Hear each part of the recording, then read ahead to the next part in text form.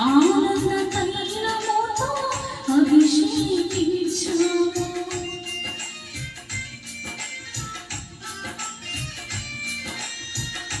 ఆజ్ఞల మార్గమున ఆశ్రయమును ఇచ్చి ఆపత్కాలమున ఆదుకున్నావు. ఆత్మీయులతో ఆనందింపజేసి ఆనంద తైలముతో అభిషేకించావు. ఆశ తీరా ఆరాధన చేసి అదృష్టమిచ్చింది నీ కృప. ఆశ